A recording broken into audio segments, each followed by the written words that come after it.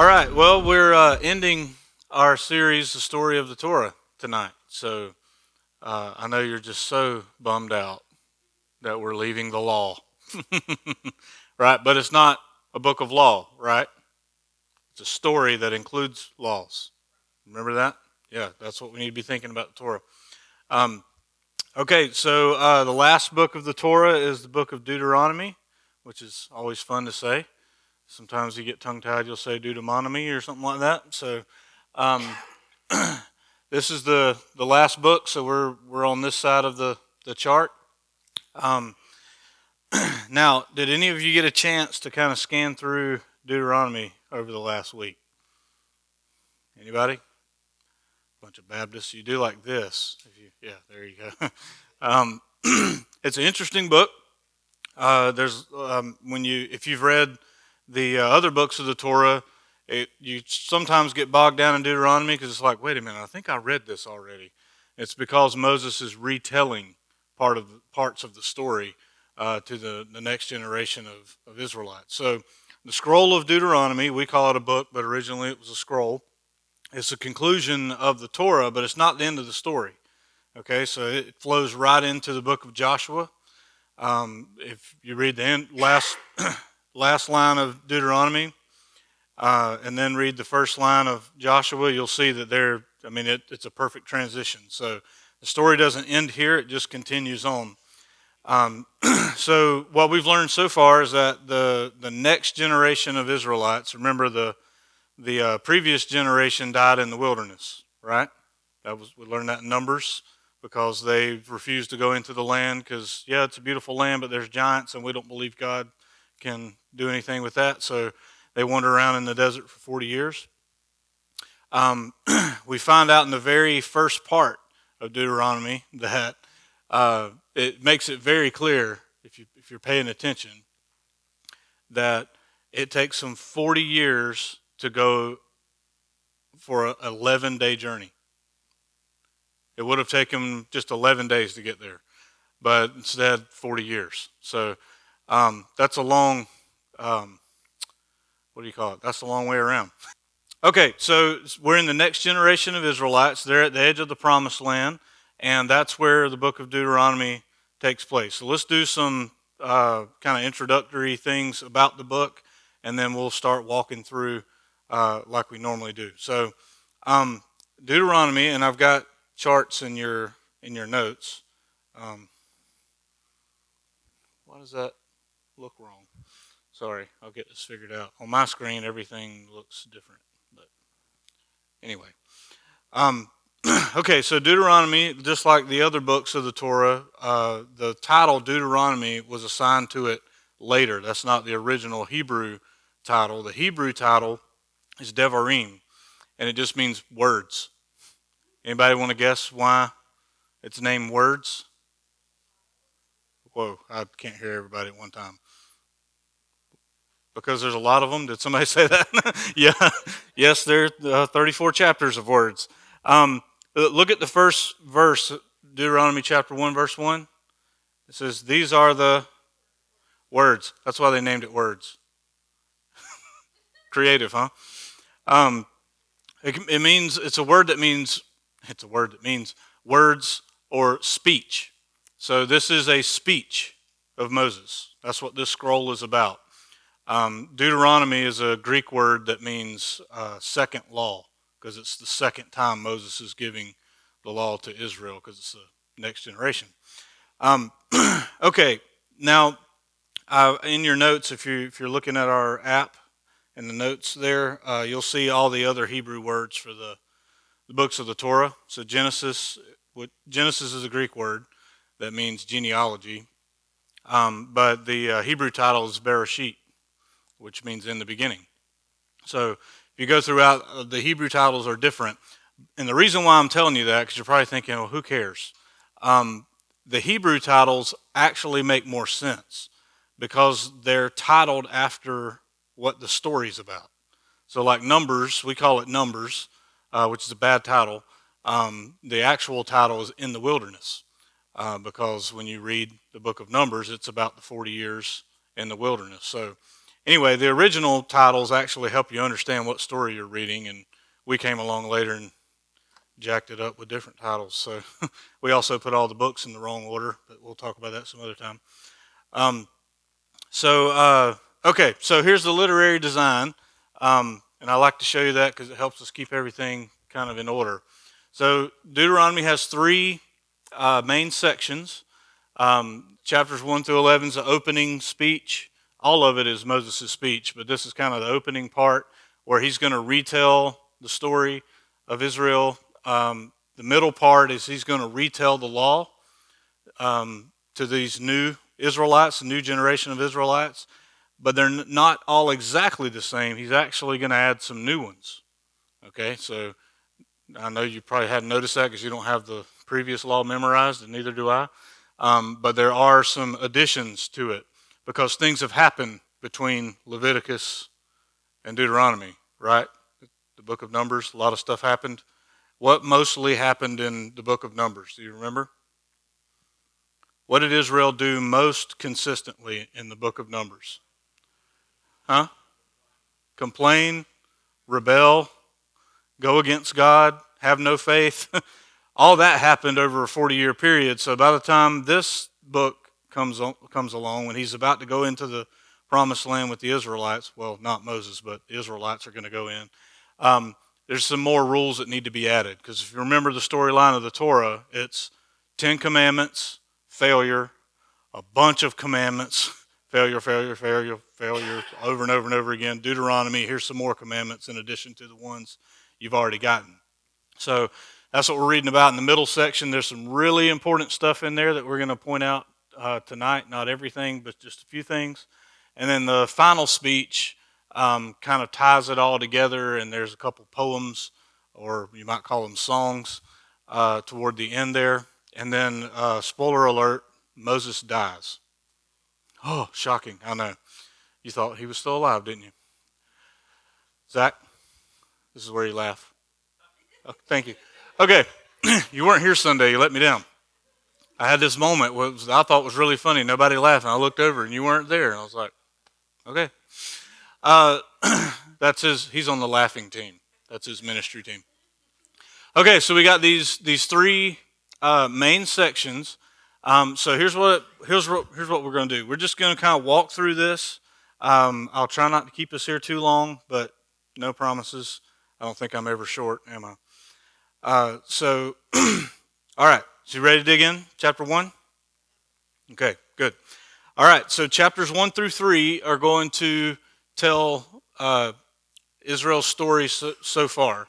So he's basically going to take this new generation of Israelites, and he's going to say, look, you might not be aware of what all has happened over the last 40 years, so let me remind you of where we've been, where God's brought us, how stubborn your parents were, and how you don't need to be like them. That's what this speech is going to talk about. So he's going to retell the story about how it took them 40 years to make an 11-day trip. That's right off in chapter 1, verse 2. He's going to talk about how he picked leaders for Israel because they were so burdensome. They were such burdensome people. He had to pick leaders over tribes to help sort out all their problems. So he's going to retell that story. That's in verses 9 through 18.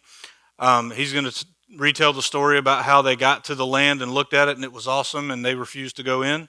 So he's going to remind them like, hey, your parents were dumb. That's basically what he's doing right here.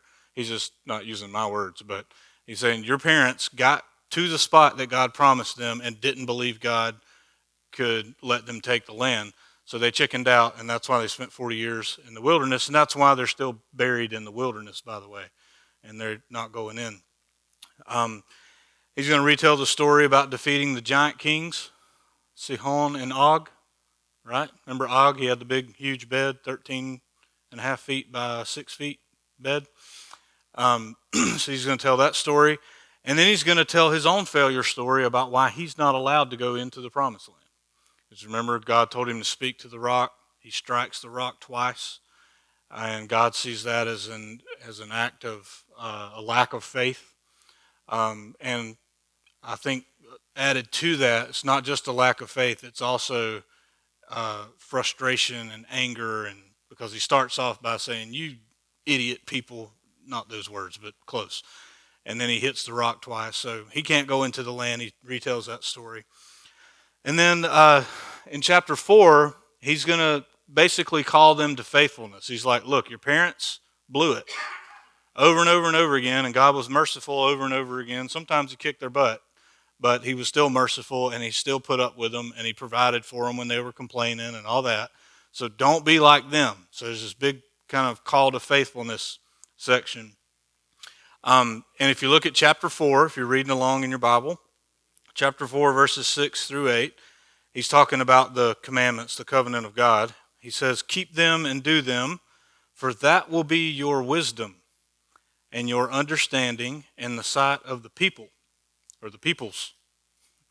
So he's saying, look, if you do what God says in the Torah, this will be your wisdom and your understanding in the sight of other people.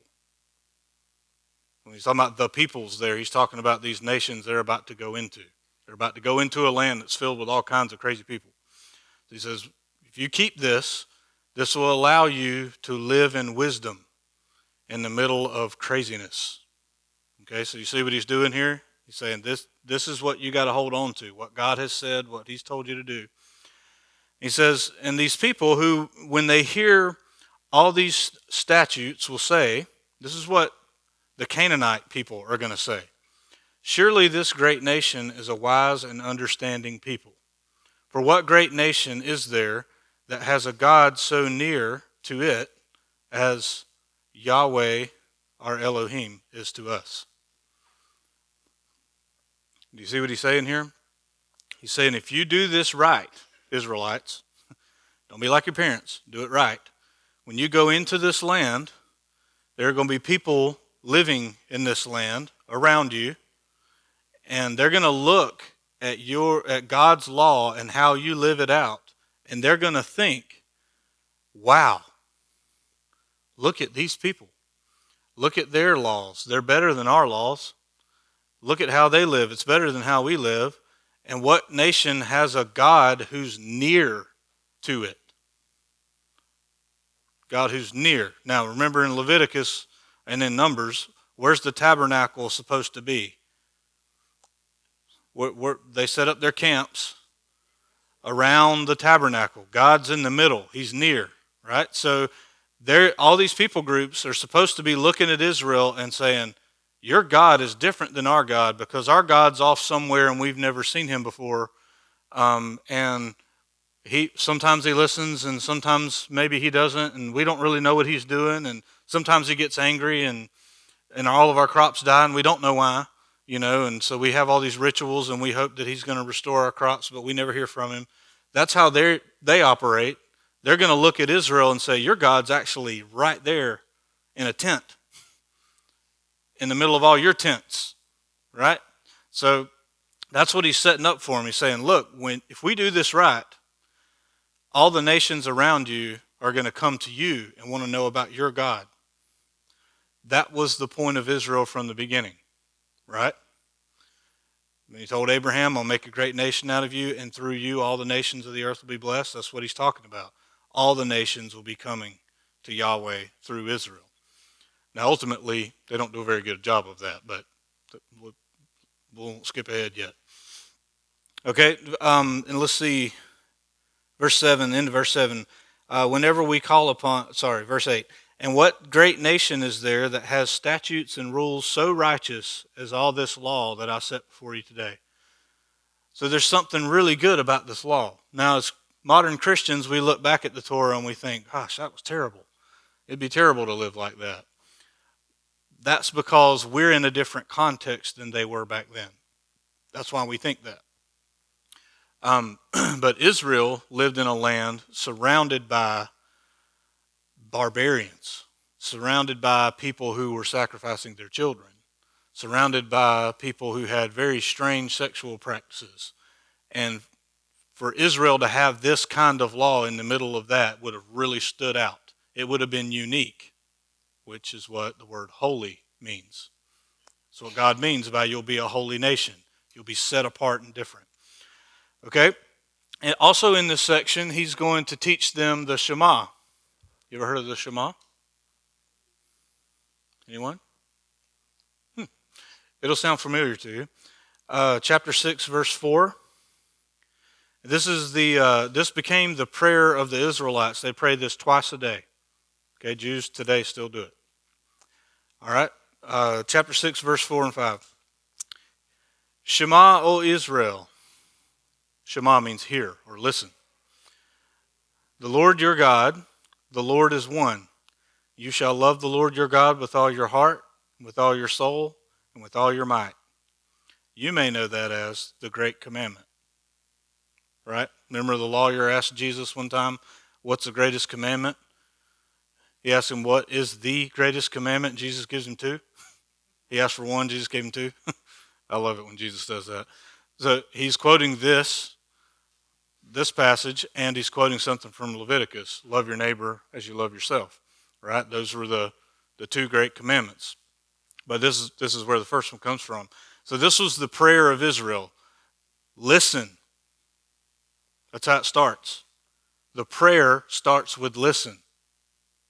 I hadn't really thought of that till just now. So let's think about that for a minute. When you pray, you don't think about listening, do you?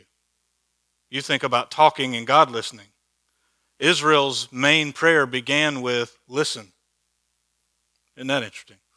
So Shema, O Israel, Yahweh is our Elohim.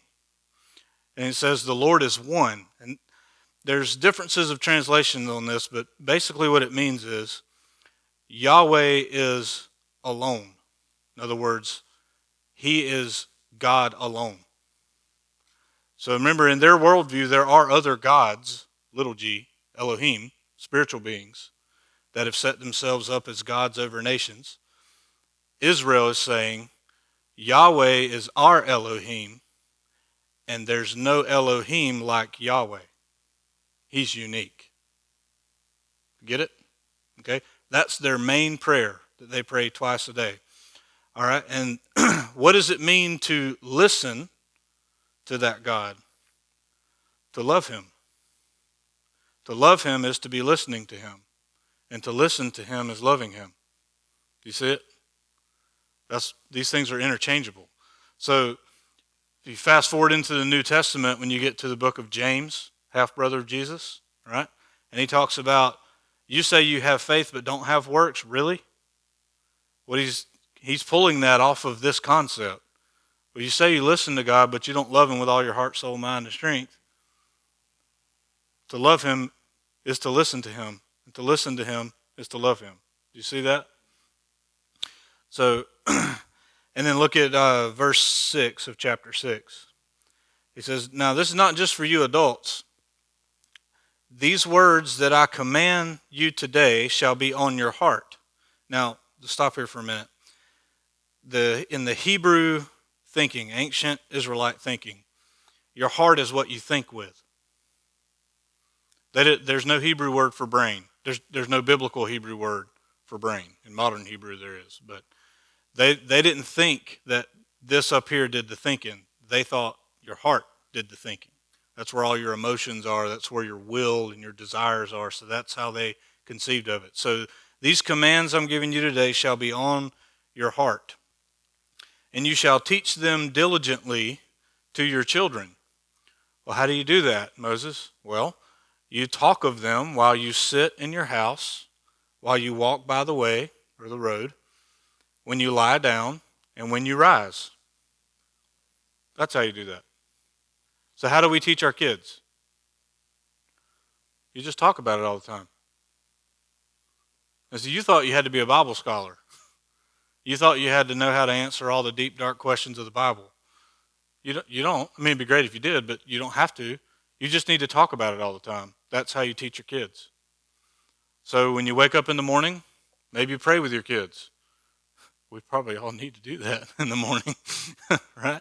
When you're on the way to school with your kids, you just talk about it. When they come home and they have some crazy thing that happened at school today, use it to talk about this.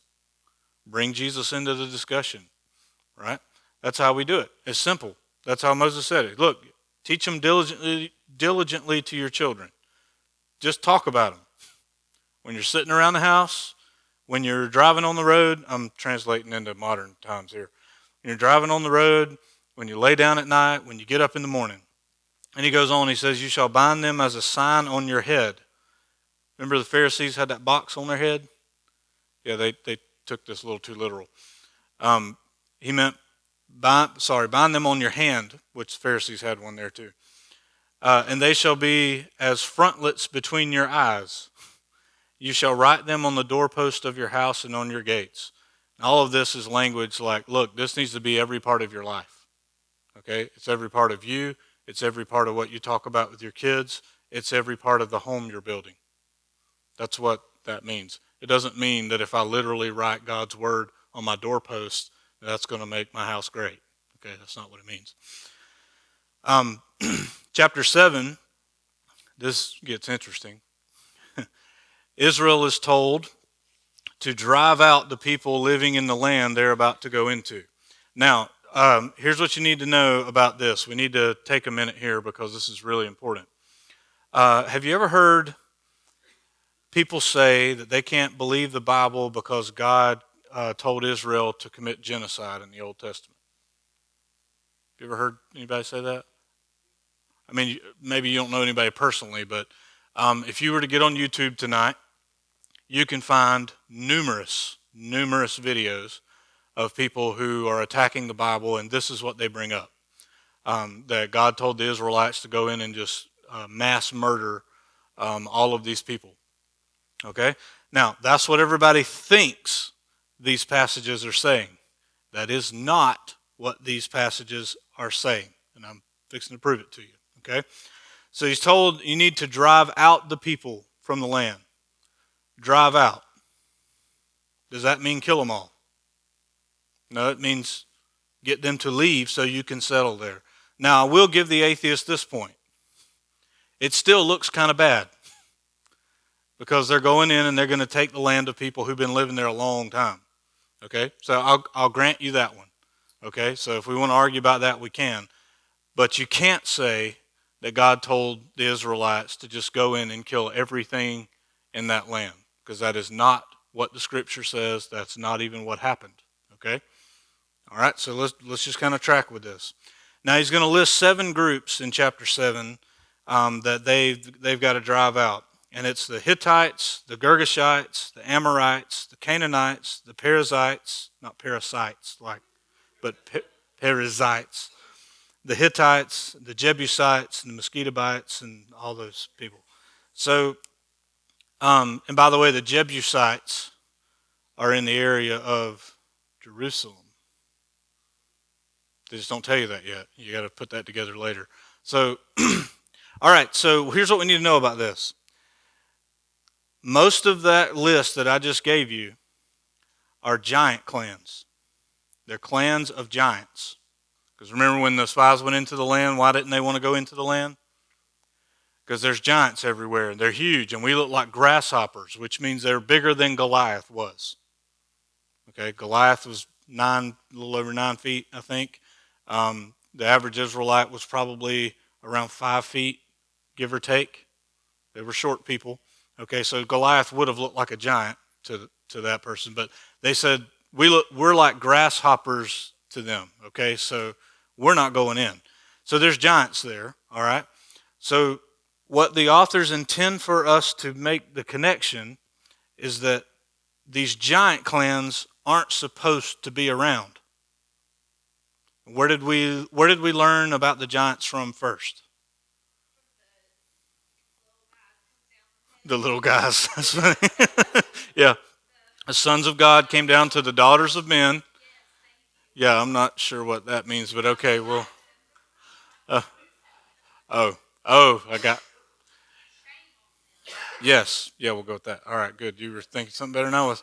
All right.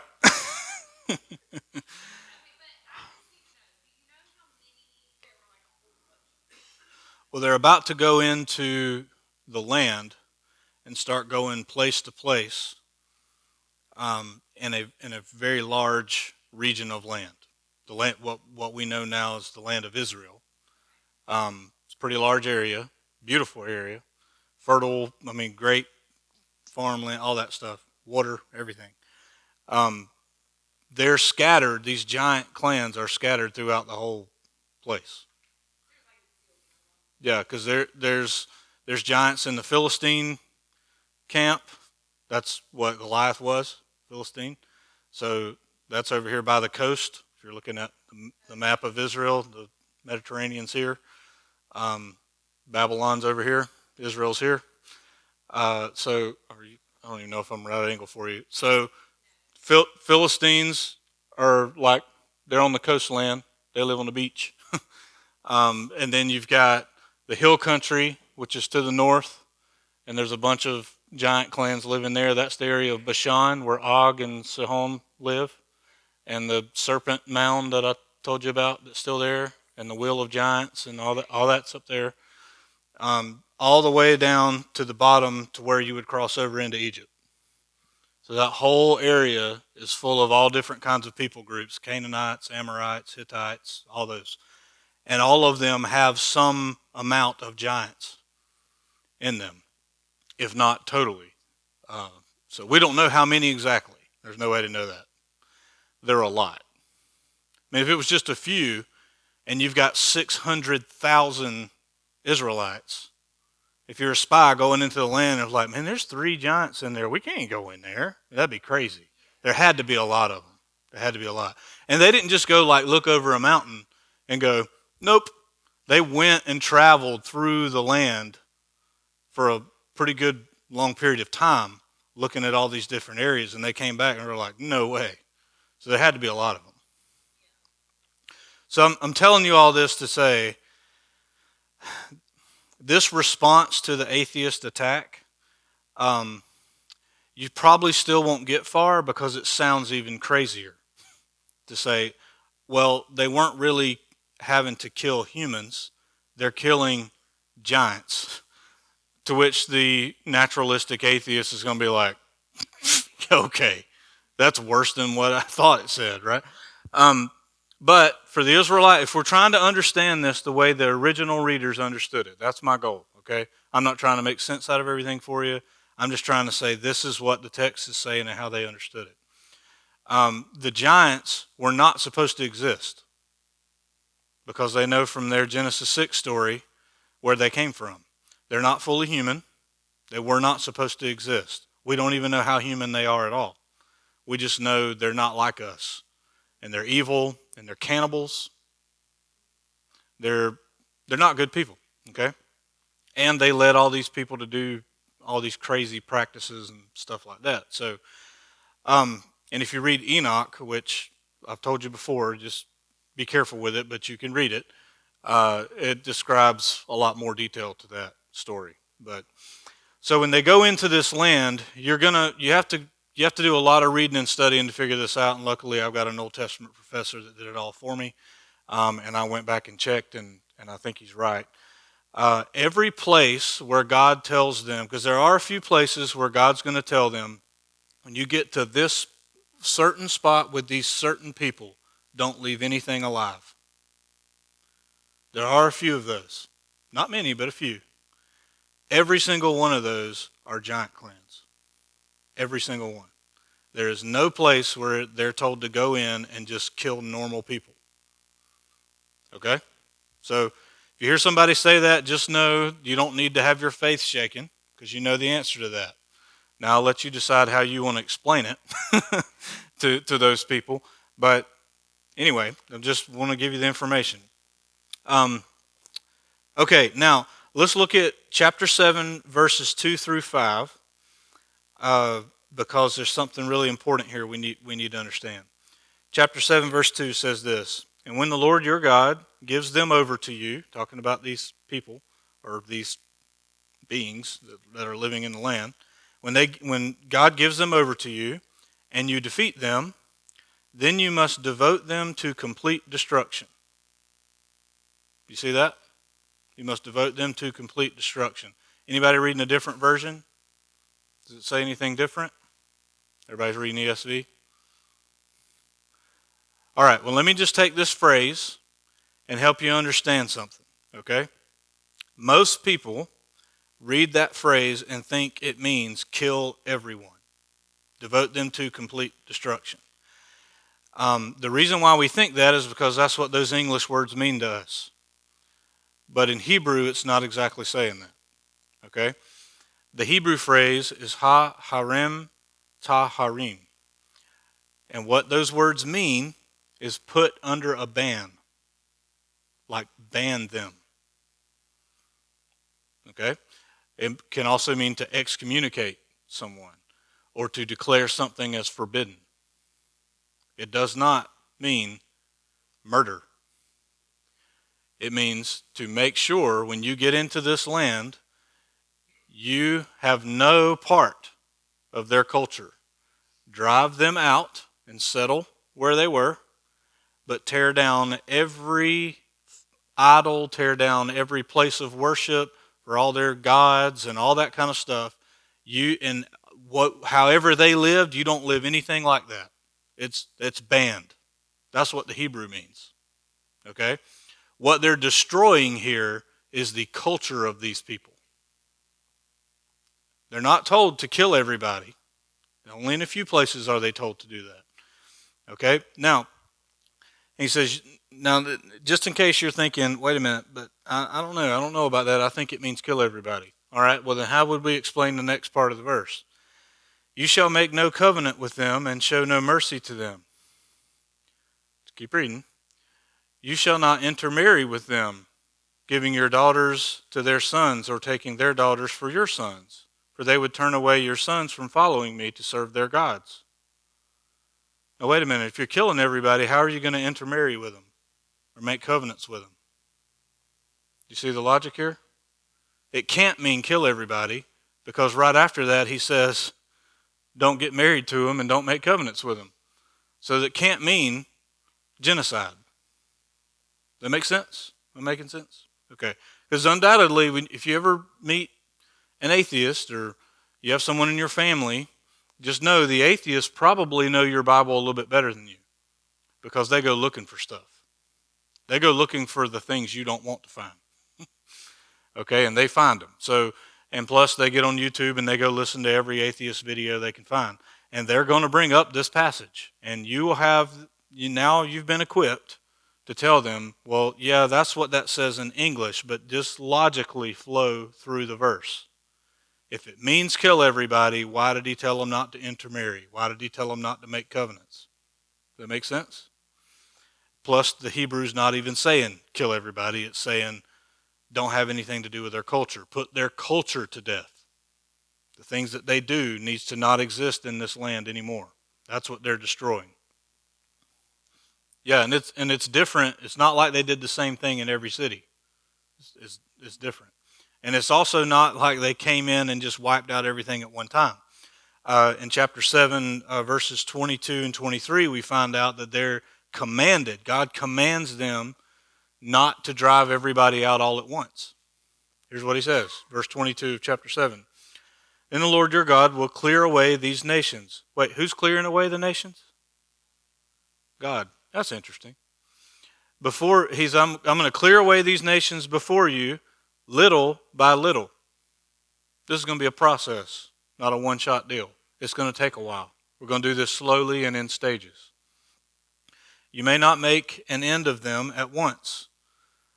And then there's this strange phrase, lest the wild beasts grow too numerous for you. Anybody know what that means? Yeah, I didn't get very far with that either.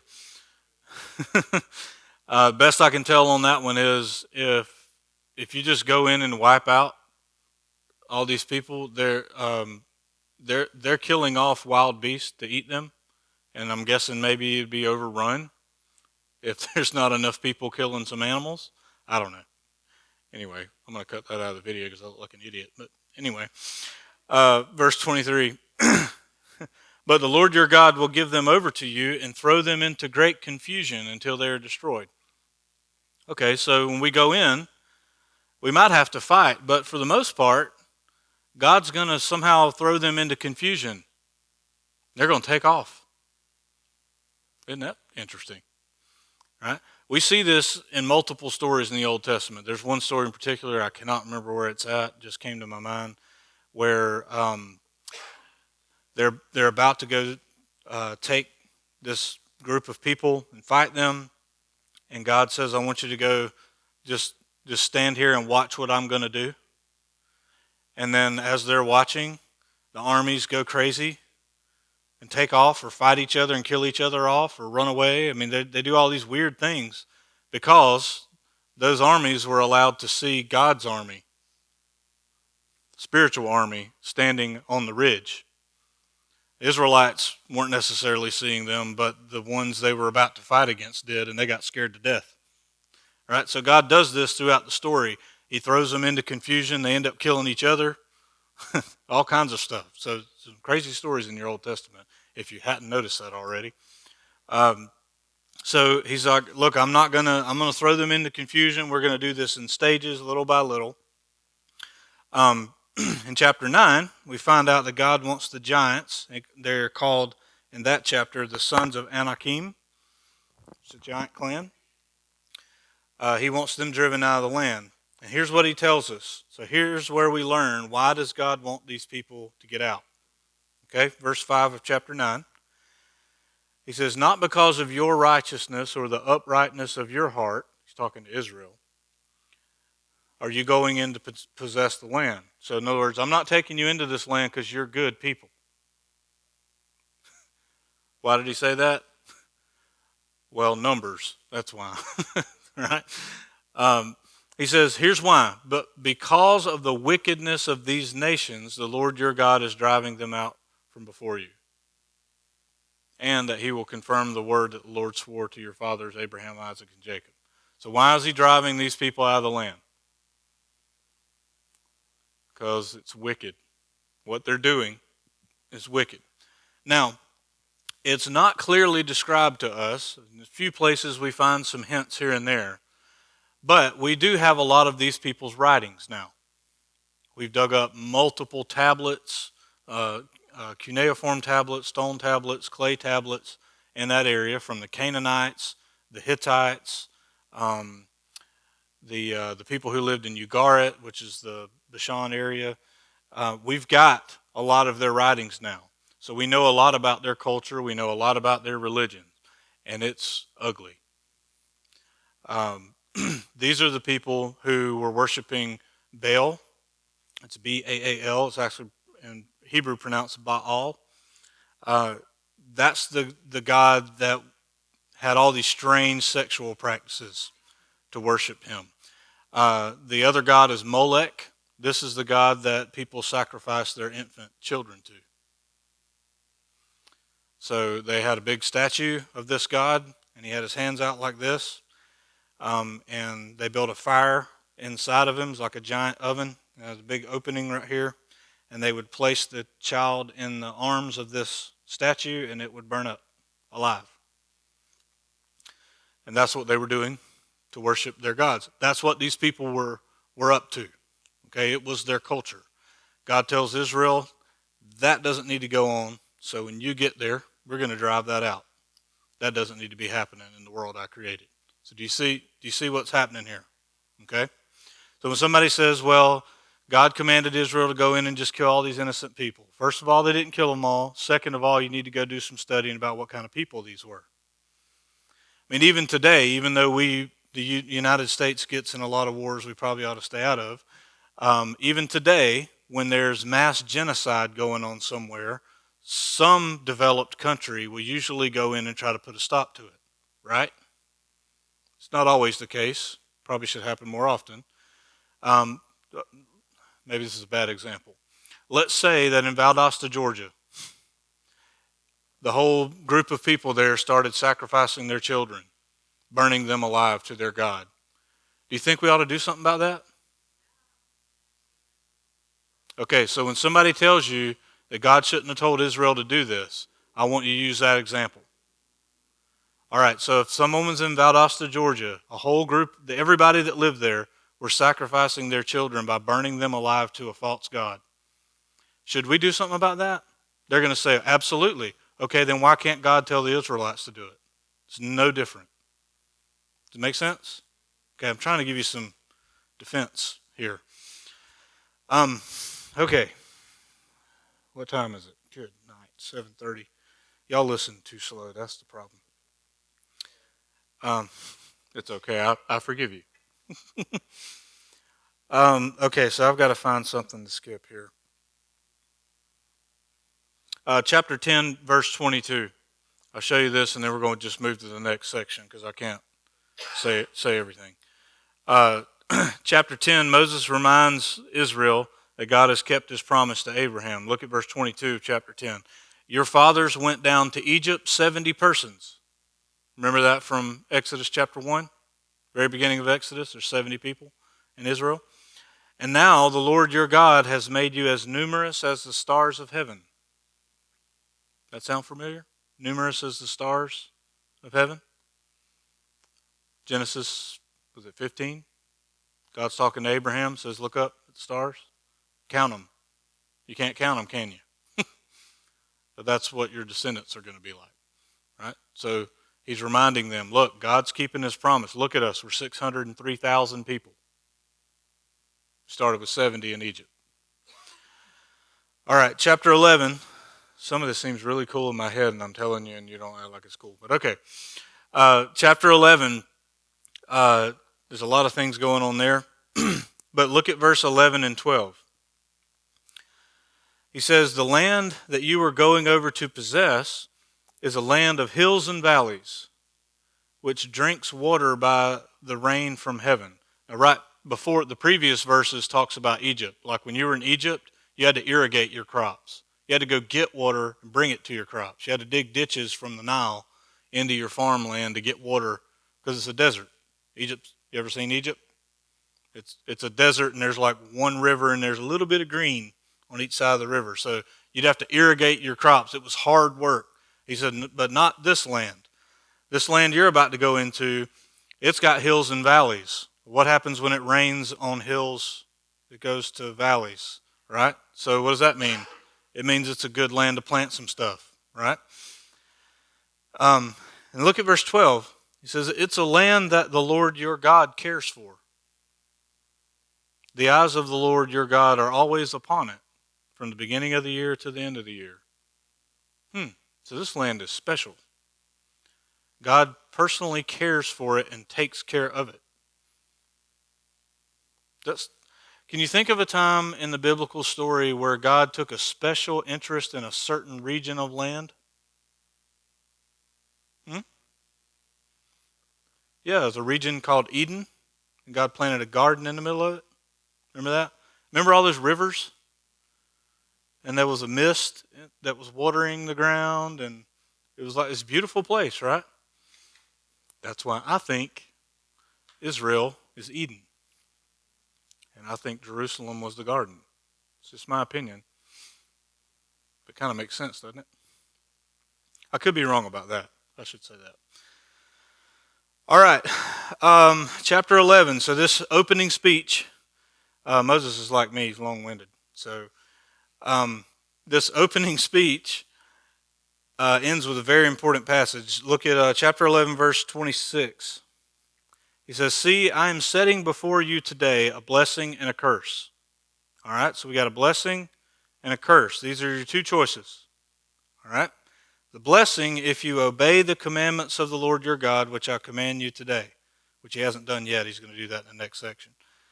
And the curse, if you do not obey the commandments of the Lord your God and turn aside from the way that I'm commanding you today to go after other gods that you have not known. Okay, so he's putting a choice. Blessing or curse. Later on in the book, we're going to find out that this is a choice of life or death. Life or death. Blessing, curse. So blessing is life. Curse is death.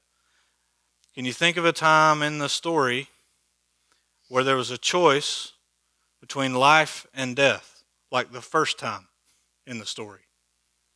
There was a choice between a tree of life and a tree that brought death. You'll surely die, right? If you eat from this other tree, you'll surely die. Life and death.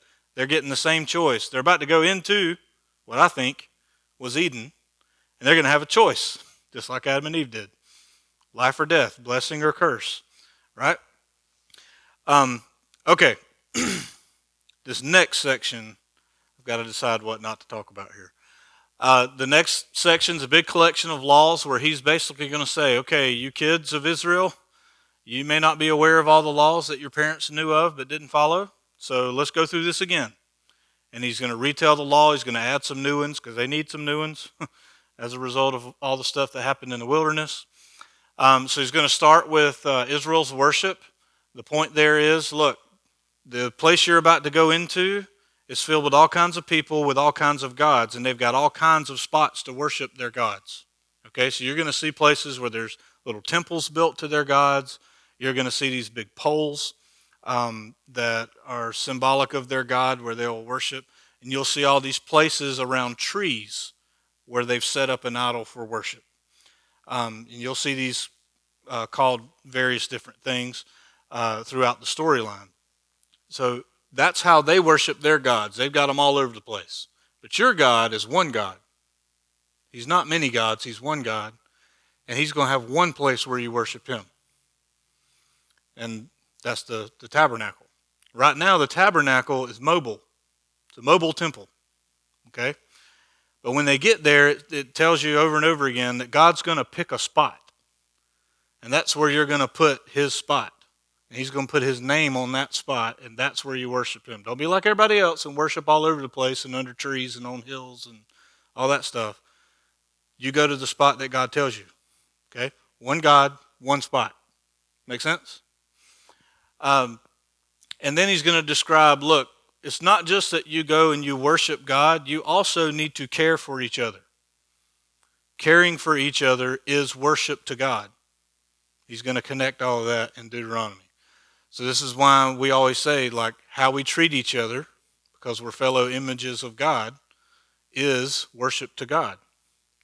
When we care for each other, we're actually doing this not just for each other, but for him.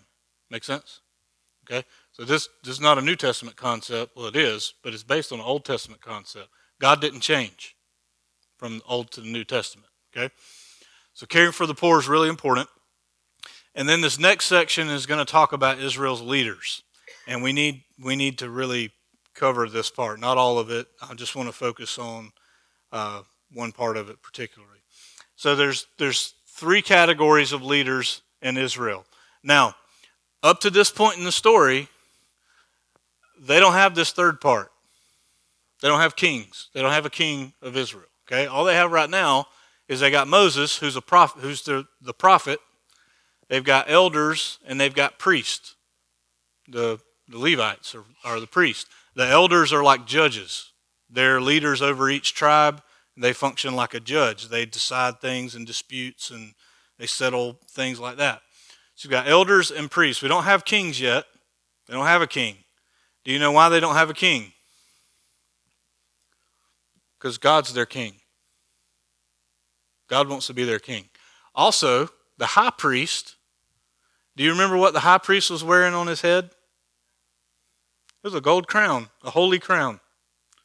He kind of looks like a king, doesn't he? The high priest was supposed to function like a king. He would decide disputes and things like that. If the elders couldn't figure it out, they would go to the priest, right? So they already had this, but you're going to find out later in the story that that's not enough for them. They want a king, okay? And Moses knows this because God told him this is going to happen. So Moses decides to tell them ahead of time.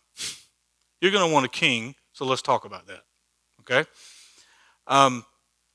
Now, you have to know the later part of the story to make these connections. But if you were to read 1 Kings chapter 4, you would read about Solomon. Y'all remember King Solomon, right? David's son. Solomon is the one who builds the first temple. Yes? Solomon's the richest person in the world, extremely wealthy. All the kings of the world came to him for wisdom because he was so successful and all this stuff. And in 1 Kings, it goes through painful detail to tell you what all Solomon had. I don't know if you ever read this before. You ever read the Solomon story? Okay, I want you to do that tonight. if you ever get to go home. Um, if you read in 1 Kings chapter 4 and in chapter 10, and I've got the references in your notes, it's going to tell you all of Solomon's possessions and all of the animals that he had, and it's going to really specify how many horses he had and where those horses came from. It's going to tell you that he had so many thousands of horses from Egypt because he sent people to Egypt to go get horses and buy horses for him. Okay? And when you're reading that in 1 Kings, you're like, why are you telling me all this? Okay? Well, let's look at Deuteronomy chapter 17.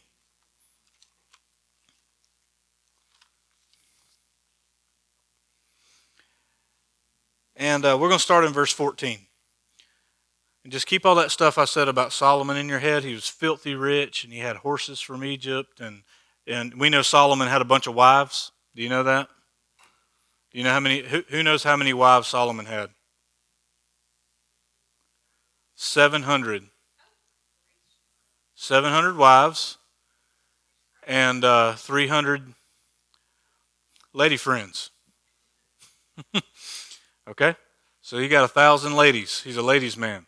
Okay? Just keep that in mind. He's filthy rich. He's got a bunch of horses, specifically from Egypt, and he's got a bunch of wives. All right? Verse 14 of chapter 17. When you come into the land that the Lord your God is giving you, and you possess it and dwell in it, and then say, I will set a king over me, like all the nations that are around me. If you're looking at a paper old-fashioned Bible, you want to underline that part. Like all the nations around me. Circle it. In the margin, put holy. They were supposed to be holy. They weren't supposed to be like all the nations around them, right? Yes? Okay. But he's saying when you get in the land, you're going to think, well, I want to be all like all these other people. They all got a king. We don't have a king. We got this priest guy, who cuts up our animals for us and burns them and stuff. But I want a king. We want a king like everybody else. We want to be like everybody else. That's what's going on here. He says, you may indeed set a king over you, whom the Lord your God will choose. Now here's the stipulations. He has to be one from among your brothers. You shall set as king over you. You may not put a foreigner over you. So he's got to be an Israelite. Verse 16. Only he must not acquire many horses for himself. Or cause the people to return to Egypt in order to acquire many horses. Now, if you just went and read the Solomon story and you didn't know this passage, you would think Solomon's awesome. Do you know there are people who've written whole books on how to be like Solomon? Except for the wives part. They talk about how wealthy he was, and this is how you can do the same thing Solomon did. It's like, did you read Deuteronomy? It said he wasn't supposed to do any of that. Right? Specifically, he got horses from Egypt. Since the Lord has said to you, you shall never return that way again. Don't go back to Egypt for nothing. I know you always want to go back there, but don't go back there. And he shall not acquire many wives for himself, lest his heart turn away. He's talking about turning away to other gods. Nor shall he acquire for himself excessive silver and gold. Okay, so let's review. The king of Israel that they want. God doesn't want them to have a king. He wants to be their king. But they're going to want a king, and God's going to say, fine, you can have a king. But here's the stipulations. He's got to be an Israelite. Don't go get a foreigner because he won't understand the Torah. He won't understand what we're doing here. He's got to be an Israelite. He cannot have a lot of Egyptian horses, apparently. He can't have multiple wives, and he can't be rich. Now, if you know the story of Saul, which is Israel's first king, the story is going to point out to you. You're going to learn to read the Bible this way. The story is going to point out to you he was very wealthy. And we just read right past that. But if you know your Torah, when you get to those passages, you're going to be like, oh, shoot, this is not good. This is not good. And the reason why the authors in the later books aren't going to tell you whether what a king is doing is good or bad is because the author assumes you know the Torah. Right? So whoever wrote down 1st and 2nd Kings and 1st and 2nd Samuel, they think you know the Torah. Why? Because they were writing these things to Israel, who knew the Torah, or were supposed to. Let's read on about the king, verse 18. And when he sits on his throne in his kingdom, listen to this, he shall write for himself in a book a copy of this law. He shall write for himself a copy. Okay, think about how long the Torah is, and now think about you having to handwrite it. He says if he's going to be your king, he needs to make his own copy himself. Now, how well are you going to know the Torah story if you're having to copy it letter by letter? So the king needs to be a Bible scholar. He needs to know his Torah. He says, and by the way, that copy needs to be approved by the Levitical priest. We don't want him changing anything. And it shall be with him. He's got to keep it with him. And he shall read it all the days of his life. He shall meditate on it day and night, so to speak. That he may learn to fear the Lord his God by keeping all the words of this law and these statutes and doing them. I love how Moses always points out, oh, by the way, you need to do this, not just know it. And why does he need to do that? That his heart may not be lifted up above his brothers. So this king needs to act like he's one of you instead of above you. And that he may not turn aside from the commandments either to the right hand or to the left, so that he may continue long in his kingdom and his children in Israel. Okay, so the king's got to be an Israelite. He can't have Egyptian horses. He can't have multiple wives. He can't be rich. He's got to write his own copy of the Torah, keep it with him, and meditate on it day and night. That's what the king's supposed to be. Now, when you read past the Torah and start getting into Israel's kings, now you know what to look for. Now you're going to be able to tell whether this is a good king or bad king, because it's not always going to tell you that. He's going to assume you know the Torah. So when you get to Saul, you're going to see little details like he comes from a wealthy family. And the author's going to point out more than once that Saul is much taller than everyone else.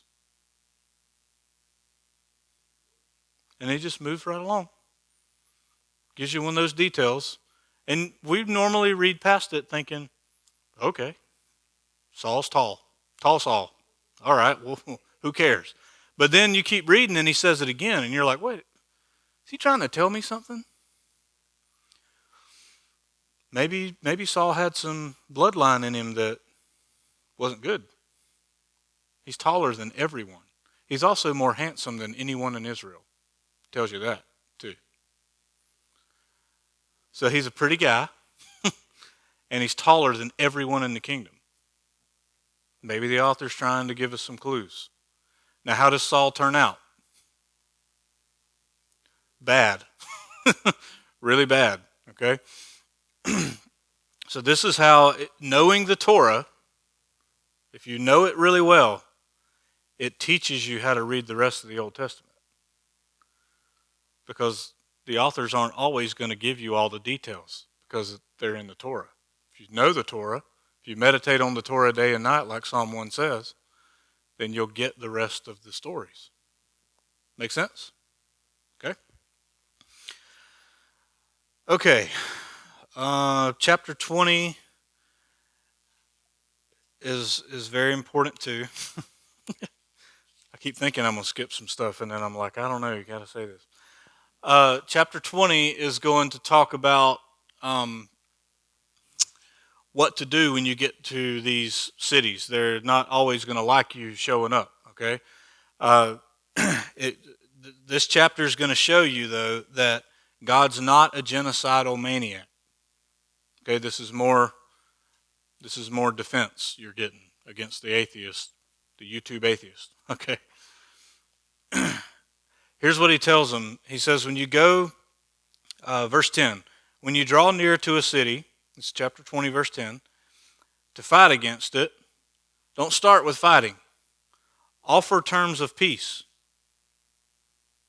Oh, wait, but I thought we were going to just commit genocide and wipe them all out. No.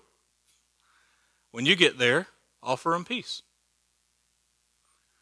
Now, if you keep reading, it gets uncomfortable. I'll just warn you. If it responds to you peaceably and opens to you, meaning letting you come in, then all the people who are found in it shall do forced labor for you and shall serve you. So basically, they're going to become your slaves or servants. Okay? That sounds really bad, but you've got to go read other things that tell Israel how to treat people like that, how to treat your servants. Okay? But if it makes no peace with you, but makes war against you, then you shall besiege it. So in other words, when you go up to a city, Israel, offer terms of peace. They offer terms of peace, you're good. If they decide, no, you're not coming into our village and you have to fight, then you can fight. Okay? So that's an important thing to remember. This is an important passage when somebody's asking you about this. You can take them to this and say, no, right here God said, offer terms of peace. If they decided to fight, it was their fault. Okay? Let me see what else. Okay, any questions so far before we go to the next section, then we'll be done. The rest of these laws in this section right here is going to cover like civil and social laws. So some of them are going to cover like here's how to operate within your family. Here's how to treat each other in your family. Here's how to settle a family dispute of some kind. Here's how you need to do some things with business. So like he talks about charging interest on loans. Israelites were commanded never to charge an Israelite interest. Couldn't do that in Israel. You don't charge your own people interest. But it says, but you can charge a foreigner interest. Very Jewish, isn't it? That was probably bad to say. Might edit that out. So he's going to talk about that. Then he's going to talk about, all right, now there's going to be these people, every now and then there's going to be widows, people that the husband and the head of the household died, and they're left with nothing. This is a patriarchal society, okay? And they're left with nothing. So what do? You take care of them. Then there's going to be people who are orphans. What do you do with them? You take care of them. You know what the surrounding nations did with orphans? They killed them. Do you know what Rome did with children they didn't want? This is New Testament times. Just go throw them in the water. You know what, in first century Rome, if you gave birth to a girl, but you wanted a boy, you know what you did? Just put it out in the street. That's the culture. So Israel comes into a culture like that and says, we don't do it like that. When there's an orphan, we take them into our house. When there's a widow, we go and plant an extra field and tell that widow, that's your field now. See how good it was to be an Israelite? These laws, we get bogged down in the stuff we don't understand, but it was a good place. It was a good nation to be part of, right? You could take out a loan and just pay back what you took out. No interest, right? Unless you weren't from Israel, then 20% for you, right? So they took care of each other. That's what these laws were. So he's retelling these laws. He's adding some new ones. These things are really important. Now, I need to teach you a principle right quick before we go to the next section. Do not compare the biblical laws to modern laws. Don't do that. They're very different. And you know why they're very different? Very different time, very different culture, very different reasons. Okay? You can't compare the two. A lot of people do that nowadays, especially the atheist types who want to criticize the Bible. They're like, oh, you read a book with all these archaic laws in them, and they'll read you one crazy one about, all right, if you have a homosexual couple in your nation, you're to bring them out and kill them. You'll see laws in there about that because that was not allowed in Israel. Okay, yes, the Bible does say that. Does the New Testament say you're supposed to kill people like that? So did God change, or did the reasons and the times and the culture and the people change? It's not that it's not wrong, it's that your reaction is now different. This was for Israel in their land.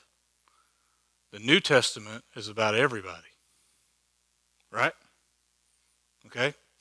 So don't compare these things to modern laws. These were ancient Israelite laws. There's a reason they're different. Yes?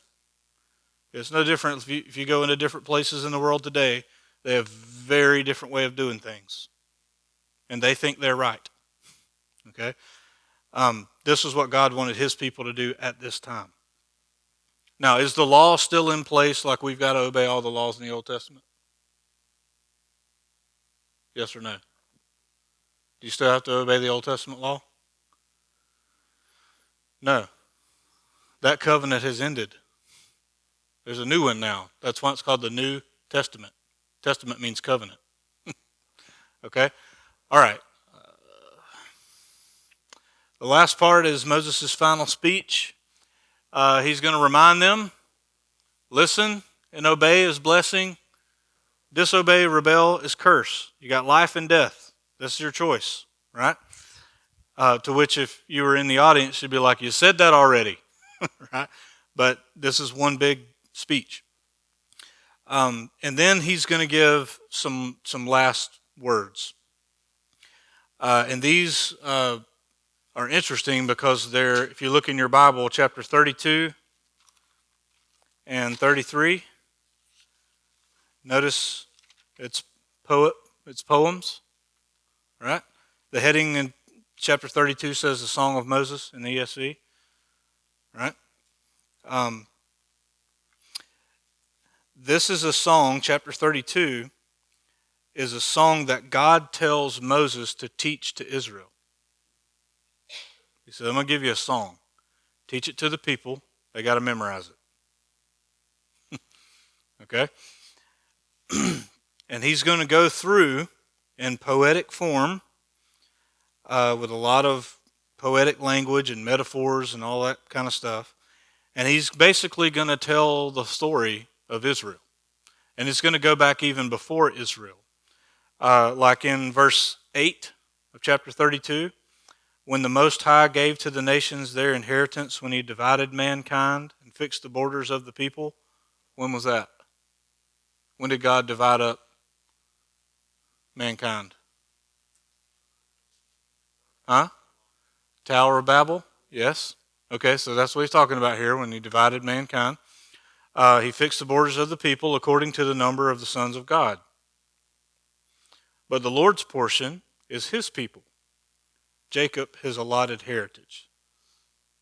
So he gave the nations over to the sons of God, and he says, I'm going to have a nation for myself, and I'm going to use that nation to get to everybody else. Okay, so the song's going to talk about that. It's a long song. I mean, if you look in your Bible, it's a long song. It's like a Hillsong worship song. It's pretty long. It doesn't repeat itself, though. You know that Hillsong? There's a song by Hillsong, So Will I. The mountains worship, so will I, and all that. Nothing ever repeats in that song. It's the only worship song I've ever heard that never repeats anything. It's a great song. It's like 8 minutes long, but it's a great song, right? So I think about that song when I read this. But so it's going to go through all kinds of stuff here. Verse 15, he's going to talk about Israel's rebellion, but he calls Israel Jeshurun. It's a poetic name used for Israel. And what it's actually used as like a wordplay or an irony, because Jeshurun means upright. He calls Israel upright, but look how he describes upright. He grew fat and kicked. You grew fat, stout, and sleek. Then he forsook God who made him and scoffed at the rock of his salvation. That doesn't sound upright, does it? Israelite readers would have laughed. They would have read, upright, grew fat, and kicked, because they know Hebrew, right? This is supposed to be funny. Zach, thank you. Now look what he says. They stirred him to jealousy with strange gods. With abominations they provoked him to anger. They sacrificed to demons that were no gods. It's a bad English translation. It should say, they sacrificed to demons that were not God. They were gods, but they weren't God. That make sense? Right? To gods they had never known. To new gods that had come recently. They're just making up new ones now. Whom your fathers had never dreaded. You were unmindful of the rock that bore you. Notice rock is capitalized. So that rock has a proper, and it's kind of like the rock is a person. Do you know the Apostle Paul later in the New Testament is going to refer to a rock following Israel in the wilderness? And he says, and that rock was Christ. You're probably thinking, where's that at? I don't remember, but it's in there. I just thought of it just now again. And you forgot the God who gave you birth. So he's going to go through and talk about their rebellion, this whole song. This song they were going to remember and sing all the time was about how stupid they are. But about how God is going to still be good to them. Okay, if you keep on reading verse 39, this is a cool connection. He says, see now that I, even I am he. I am he. Now, that might not mean anything to you unless you've got the Gospel of John stuck in your head, which I do because I read it all the time. I love the Gospel of John. Multiple times in the Gospel of John, Jesus is going to say, I am he. Everybody listening knew what he meant. He thinks he's God. Because that's how God talks about himself. I am he. What does the word Yahweh mean? I am. I am. Jesus is walking on the water and the disciples are in the boat and they're scared to death. And you know what he says? Don't be afraid. I am. Now your English Bible says, I am him or something like that. But the words are ego eimi in Greek. I am. He's going to say this multiple times in the Gospel of John. I am he. But sometimes they ask him, are you the Christ? And he'll say, I am he. And they pick up stones. Because he didn't just say he was the Messiah. He said he was Yahweh. Yeah? That's why they killed him. You do understand that, right? They killed Jesus because he was making himself equal to Yahweh. The New Testament tells us that clearly. All right, the last song is a blessing. This is Moses' song. The last song in chapter 32, God tells him, I want you to teach Israel this song. In chapter 33, this is Moses' song of blessing, and he's going to go through the tribes of Israel and speak blessing over them. And then in chapter 34, Moses dies. And it's really weird how he dies. Okay, y'all want to cover that and then we'll quit? Okay, it's weird. It'll be fun. Okay. If we look back, let's see.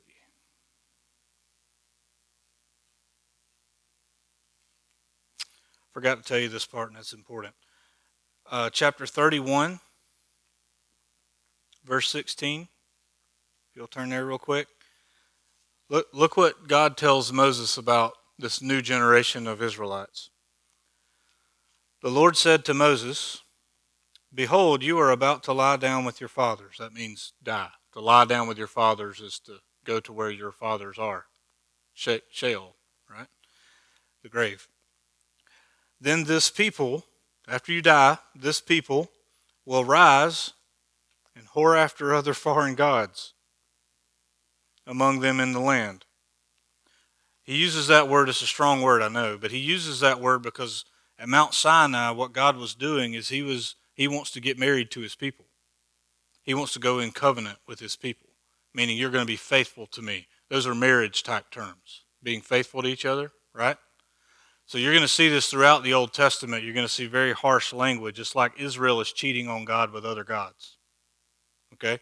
So he says, look, Moses, after you die, they're going to do it again. They're going to go after other gods in the land that they're entering, and they will forsake me, and they will break my covenant that I have made with them, and my anger is going to be kindled against them in that day, and I will forsake them back. And I will hide my face from them, and they will be devoured. That was a heck of a thing to tell Moses at this point. And why do you think he waited till now? Well, if you remember at the beginning of Numbers, Moses wants to die. You think if God would have said, no, I got a job for you, man. You got to hang out with these people 40 more years and 7 more rebellions. And then, by the way, you're not going to get to even go in the land with them. And when they get there, they're going to totally screw it up. I think Moses would have been like, oh, for sure I want to die. Okay? I ain't doing this for 40 more years and then not even getting into the land, right? So he tells him right off the bat, look, this is what's going to happen. That's the way it's going to go. And he's pretty much going to tell the Israelites that. That's his pep talk before they go into the land. It's like, hey, I know you're not going to do this. I know you're going to turn away from God. God already told me, right? That's part of what's in these songs. Okay, there's a part where I thought he told him.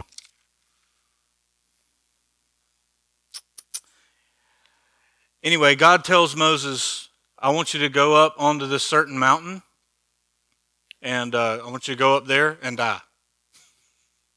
I'm not sure how he's supposed to just do that, but yeah.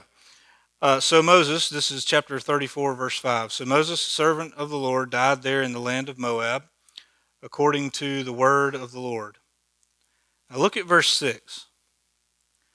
And he buried him in the valley, in the land of Moab. Okay, let's read it again. So Moses, servant of the Lord, died there in the land of Moab. This is on a mountain, by the way, Mount Nebo. I can't remember. Before this, there's a passage where, it's in chapter 32, verse 48. God speaks to Moses, says, go up on the mountain, Mount Nebo, which is in the land opposite Jericho, yada, yada, yada. Verse 50, chapter 32, and die on the mountain which you go up, and be gathered to your people. Okay, so he tells him, go up on this mountain and die. Okay, so Moses, the servant of the Lord, we're back in chapter 34 now, died there in the land of Moab, according to the word of the Lord, meaning on the mountain that he told him to. And he buried him in the valley. Who is he? Apparently the Lord. And he didn't bury him on the mountain. So he died on the mountain, and apparently the Lord brought him down from the mountain and buried him in the valley. Now you're probably thinking, okay, so tell us something about that. Well, I don't have anything. I just thought it was weird and cool. Sorry to disappoint you. I just think it's interesting. He buried him in the valley. So he brought him off the mountain, buried him in the valley. Now, listen to this. But no one knows the place of his burial to this day. Okay, I got another question. How did Moses write that down? He didn't. That tells us that there's more than one author here. Somebody came along and put this part in here for us. Right? And you see this throughout the Old Testament, by the way. Okay? And I could explain all that for you, but it would take way too long. So nobody knows where he's buried. Now, this is important because if you go back in the story, especially all the way back into Genesis, when anybody important dies, you're told exactly where they buried him. Right? Exactly. They'll even tell you it was in this cave by this hill, or buried her under this tree. Right? I mean, it'll tell you exactly where. Everybody knows where everybody's buried. and they're taking Joseph's bones with them into the promised land to bury him in a specific spot. But they have no clue where Moses is buried.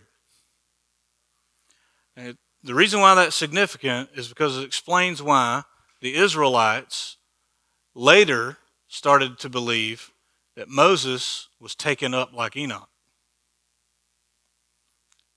Because he went up on a mountain and we never saw him again.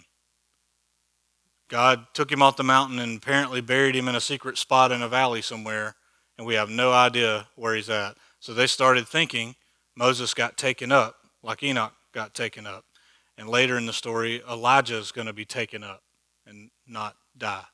And interestingly enough, on the Mount of Transfiguration, when Jesus is transfigured and he's on a mountain, two people show up there, Moses and Elijah. So that leads us further to believe maybe that's what's going on here in Deuteronomy 34. But the author's not aware of all the details because he's just a dude. So he's like, yeah, he went on the mountain and somehow God buried him in the valley, but he didn't tell us where. So we have no idea. Okay? And then it's going to tell you that Joshua was taken over. He's full of the spirit of wisdom. And Moses laid his hands on him. That's a sign of a transfer of God's will in his life. And then verse 10, look what it says. And there has not arisen a prophet since in Israel like Moses, whom the Lord knew face to face. So whoever wrote this part was much later in the story. He came back and said, by the way, God said that he would send us a prophet like Moses. He still hadn't showed up. If you go all the way to the end of the Old Testament story, it's going to tell you the same thing. So that tells us that this author that's putting this spot in is much later in the storyline, looking back and saying, you know what?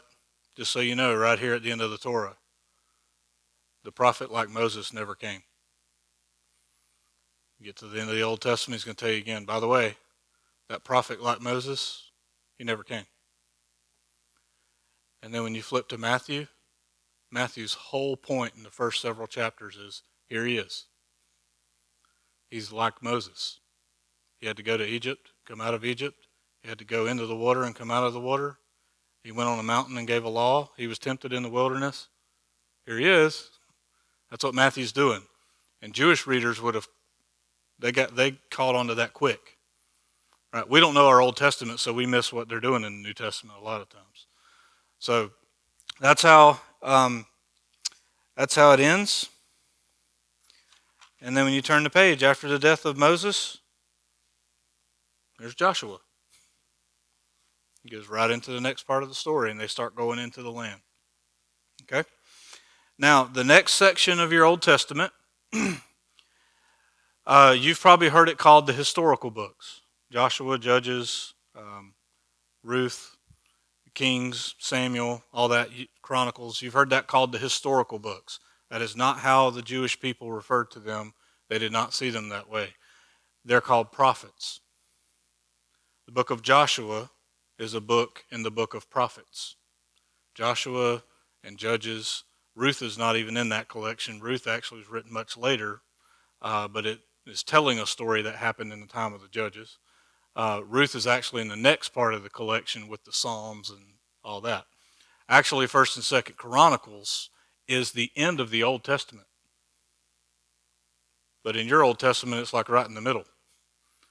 1st and 2nd Chronicles is the end of the Old Testament. Okay? So the next section is the prophets, and it's Israel's history told from the perspective of the prophets. That's what the next section of your Old Testament's about. Okay, well that finishes the story of the Torah. Okay, let me tell you what we're going to do next week, and then we'll probably just end, and if you want to hang out and ask questions, you can. Okay? Because our Jessica's probably going to shoot us in a minute if we don't quit.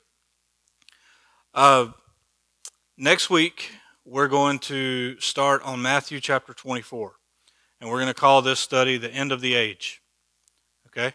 I know you want to know about the end of the world, but I want to talk to you about what Jesus talked about, which was the end of the age. Okay? That'll make more sense next week. So we're going to start on Matthew 24. So here's what I want you to do. I want you to read the scripture that I put in your notes, which is the end of chapter 23, the last few verses of chapter 23 in Matthew, and then read through chapter 24. And I want you to answer these questions before we come back next week. Okay, these are in your notes. I'll post about it this week and remind you of it. I want you to figure out what is the question that the disciples asked Jesus. In chapter 20, for the beginning of chapter 24, they ask him a question. I want you to figure out what that question is and pay attention to it. And I want you to read chapter 24, and I want you to ask this question. Do you think Jesus is talking about the end of the world? Why or why not? So it's going to require you to read it a few times. And you're going to see very familiar language in there. Okay? As you're reading through, you're going to be like, oh, yeah, I've heard about that. Oh, that sounds like the rapture. I've heard about this. That sounds like the Great Tribulation. You're going to hear a lot of familiar things. If you grew up in church, you've heard somebody preach on this multiple times, and it's usually about the end of the world. So I want you to read Matthew 24 in context. Start at the end of 23 and read through chapter 24 and just ask yourself, what question did the disciples ask? And Jesus' answer, is it about the end of the world, or is it about the question that the disciples asked? That's your homework. It's very important that you do that. If you don't do that, I have to spend a lot of time going through all that before we can even get started, okay? Now, I don't know how long it's going to take us to get through Matthew 24. There's a lot there, and there's a lot of teaching and unteaching I have to do with us, okay? There's a lot of things you've been told about Matthew 24 that aren't true. So I'm going to have to correct some of that stuff. It may take us a while. You're going to have a lot of questions next week, and it may take us a few weeks, 2 or 3 weeks, to get through this. And the reason why we're doing this is because unless you understand Matthew 24 and what's going on there, you will not understand anything about Revelation. And that's what you want to study is Revelation because you said so. Okay? You asked for it. Remember? Okay? You will misunderstand Revelation if you're misunderstanding Jesus in Matthew 24. Okay? So we have to do that first. It's all connected though. Okay? All right. Any quick questions before we go? Okay, good. All right. Well, I'm going to pray for us, and if you want to hang out and ask questions, we can. Okay?